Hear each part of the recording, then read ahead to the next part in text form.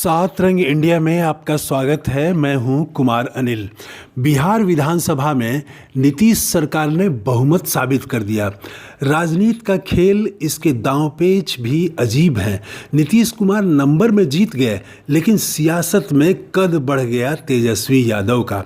संख्या बल में चाचा जीते, लेकिन राजनीतिक बाजी भतीजे ने मार ली। राजद और इंडिया गठबंधन की बात छोड़िए, जदयू के कार्यकर्ता भी मान गए कि आज तेजस्वी यादव का भाषण श्रेष्ठ था। मैं तो कहूँगा उनका भाषण कई बार रहस्यपूर्ण लगा। उसकी चर्चा मैं आगे करूँगा। वहीं नीतीश कुमार अपने भाषण में उखड़े उखड़े लगे। वही पुराना भाषण कि 15 साल पहले बिहार में क्या था। नीतीश अतीत पर खूब बोले, लेकिन वर्तमान और भविष्य पर उनके पास बोलने के लिए कुछ खास नहीं था। नीतीश अतीत में जीते रहे, जबकि तेजस्वी ने वर्तमान की बात, भविष्य की बात की, नौकरी वाली सरकार की बात की, शिक्षा, रोजगार, स्वास्थ्य की बात की, जाति जनगणना की बात की। नीतीश कुमार के भाषण में बिहार के लिए कोई नया सपना, कोई नई दृष्टि, कोई नया नारा नहीं दिखा। इसीलिए उखड़े उखड़े और खिन्न लगे। वहीं तेजस्वी जोश और उत्साह से लबरेज दिखे। आज तेजस्वी के भाषण में राजनीतिक हमले तो खूब थे, लेकिन पूरी शालीनता के साथ चोट भी दे रहे थे, पर प्रेम से।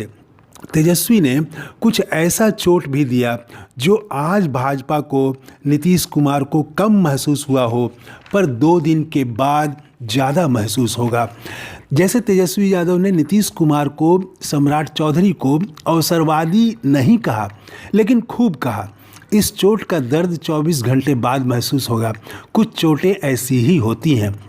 तेजस्वी यादव ने कहा कि मुख्यमंत्री जी, आपने 9 बार मुख्यमंत्री की शपथ ली, लेकिन मैंने आज तक किसी मुख्यमंत्री को एक ही टर्म में 3-3 बार शपथ लेते नहीं देखा। यह राजनीतिक अवसरवाद पर ही हमला था। इसी तरह सम्राट चौधरी पर कहा कि आप भाजपा को मां कहते हैं, लेकिन आपने राजनीति की शुरुआत तो राजद से की थी। अगर तेजस्वी के पूरे भाषण को गौर से सुने और समझने की कोशिश करें तो वे नीतीश कुमार पर हमला भी कर रहे थे और सम्मान भी दे रहे थे, अवसरवादी भी कह रहे थे और सहानुभूति भी दिखा रहे थे। यही रहस्य है तेजस्वी के भाषण का। जैसे तेजस्वी यादव ने कहा कि दशरथ ने राम को वनवास भेज दिया, उनकी कुछ मजबूरी थी। कैकई ने कान भरा था, आपकी भी कुछ मजबूरी रही होगी, तभी आपने मुझे वनवास भेज दिया। आपकी भी मजबूरी रही होगी।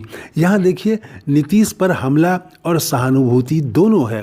तेजस्वी ने कहा कि आपने कई बार कहा कि तुम मेरे बेटे जैसे हो, हम भी आपको अपना गार्जियन मानते हैं।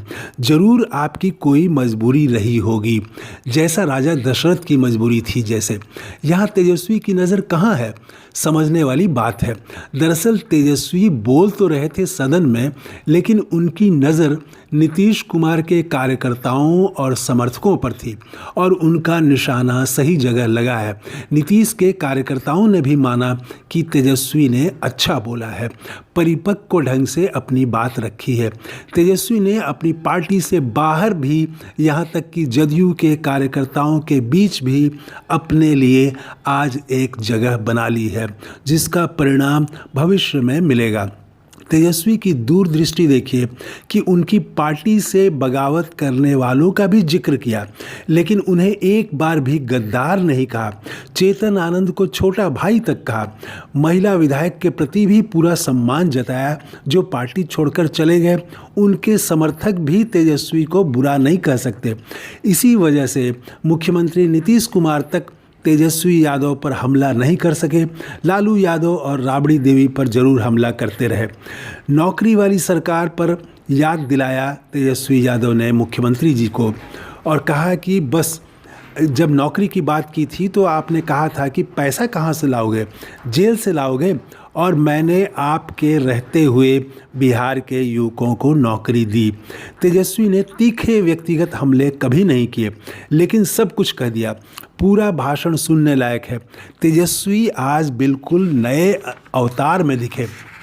अपनी राजनीति पर पांव वे जमाए रहे हमेशा, और वहीं विरोधियों पर हमला भी करते रहे। पर हमले का अंदाज बिल्कुल अलग था, बिल्कुल नया था। ऐसा अंदाज जिसे लोगों ने दूसरे दलों के समर्थकों कार्यकर्ताओं ने पसंद किया है। आपको तेजस्वी का भाषण कैसा लगा कमेंट करके ज़रूर बताइएगा। ये है नया वीडियो, आपने इस चैनल को सब्सक्राइब नहीं किया है तो ज़रूर कर लें। थैंक यू, धन्यवाद, जय हिंद।